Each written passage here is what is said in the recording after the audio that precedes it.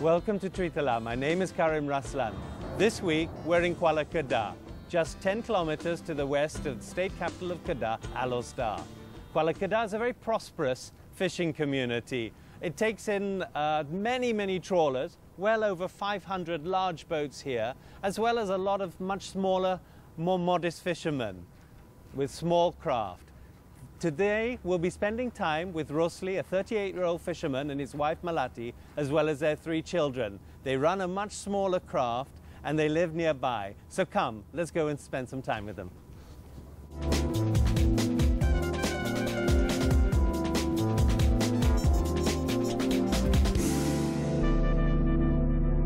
Mai cek, oi mai cek mai, kita ke negeri Kedah.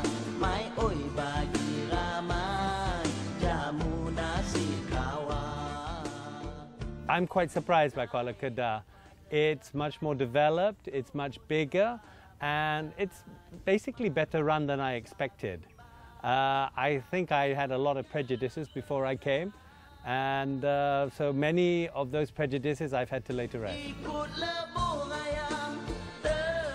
Well, I thought really that, there had been nothing that had been done for the fishermen, that they were really living in terrible conditions. But to be frank, there's been quite a lot of thought and policy making that's gone in, especially for this small community here. A fisherman's life is a hard life, whatever, but clearly the government at all different levels, there's been some thought. They've built this small little market so that the fishermen themselves can sell the fish that they land. And now you've created like a critical mass. They don't have to sell to middlemen. They don't go to Pasar Borong. People come here, know that they can buy good, cheap, fresh fish. There are stalls here. It becomes their own little community where they make their own money. Cik Rosli sudah kerja sebagai nelayan sudah berapa tahun ya? Lebih kurang dalam 20 tahun lebih. Okey. Dan memang sudah kerja 20 tahun di Kuala Kedah? Di Kuala Kedah. Dan asal Kuala Kedah? Asal pun orang Kuala Kedah. Okey. Orang tua pun nelayan? Orang tua pun nelayan. Dan apakah ada banyak perubahan di sini sejak 20 tahun itu? Dia perubahan pasal dia buat ini pelantak untuk orang menjaga ikan lah. Ya. Ini buat lebih senang lebih senang untuk nelayan menjaga ikan. Lebih senang sebab orang boleh datang dan boleh beli langsung dari... Ya. Okey. Dan apakah penangkapan pun hasilnya sama-sama dengan 20 tahun kemarin? Lain daripada segi apa? Daripada ikan kita jual sendiri, dulu kita bagi sama Cina ikan. Okey. Sekarang tapi kita buat penangkapan dari laut, apakah ikan sekarang cuma yang kecil ataupun jenisnya tak sama? Dia ikut musim lah. Kadang ada musim yang besar-besar, kalau ada musim yang kecil-kecil je. Okey. Sekarang musim hujan, jadi ikan apa yang banyak timbul? Apa itu macam kembung lah banyak timbul. Oh, banyak kembung. Jadi senang untuk jual ya? Senang untuk jual. Bang Rosli, apakah bot ini dimilik Bang Rosli atau sewa? Milik sendiri. Wah, milik sendiri. Tapi pasti harga semua ini mahal ya? Jadi bot sendiri berapa? Bot semua kalau satu set 25,000. 25,000. Tapi ini fiberglass ya? Fiberglass. Okey. Sebab sekarang bot kayu tak ada lagi? Tak ada. Sebab kayu tu tak praktikal dah?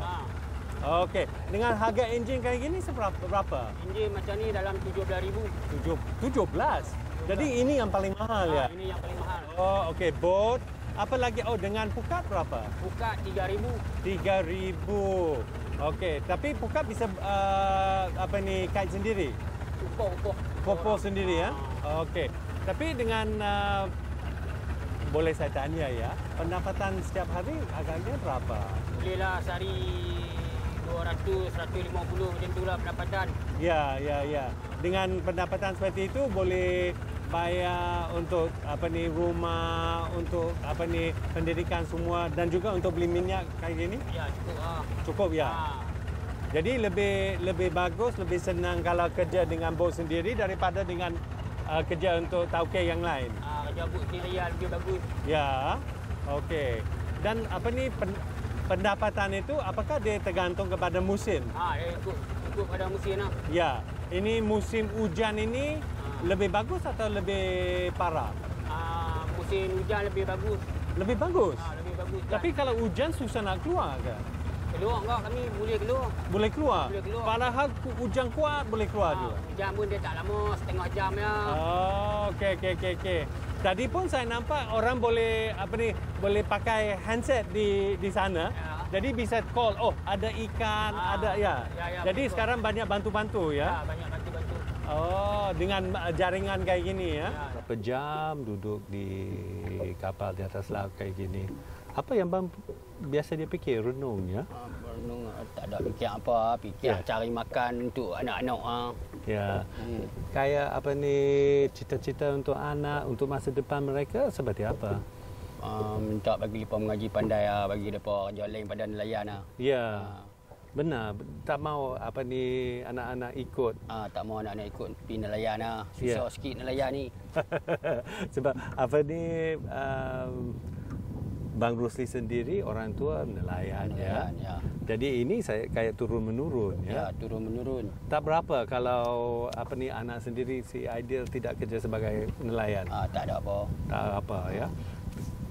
Sebenarnya apa yang apa ni Bang Rusli mau untuk anak-anak? Jadi doktor, jadi guru sekolah. Ya, macam tu lah. Kalau anak lelaki tu minta masuk askar apa, tentera lah. Ya, itu lebih bagus ya. Itu lebih bagus. Kenapa? Kerana dia orang punya ada masa depan. Ya.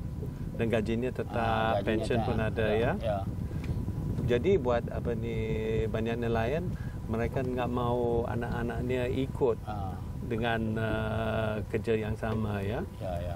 Padahal ini kayak ada boat sekarang, ada enjin semuanya dan setiap hari bisa dapat pendapatan yang lumayan okey ya. Tapi kerjanya keras ya. Kerjanya keras. Hujan panas tu dah jadi biasa dah. Ya. Kadang-kadang ribut apa. Alun kuat. Ya. Bang, saya ingin tahu apa lagi yang kerajaan boleh lakukan untuk apa ni hal-hal nelayan ya. Nelayannya. Ya. Minta kerajaan buatkan lagi satu pelantak lagi besar pelantak.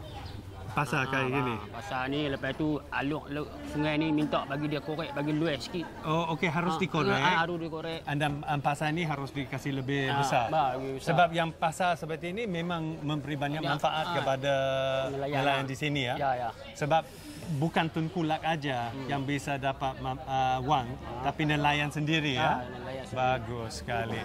Okey, kam kita turun. Okey. Wow. Nanti kita ke mana Melati ya? Ujung-ujung. Mai. Ya. Yo. Kak. Di mana? Kita sudah dari laut sampai sedikit mabuk.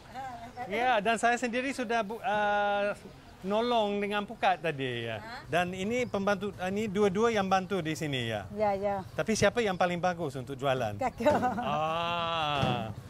Okey. Jangan malu. Nanti kalau ada calon yang mau beli, apa yang anda bilang? Datang, beli. Ya. Mari. Ada ikan. Ikan. Makan.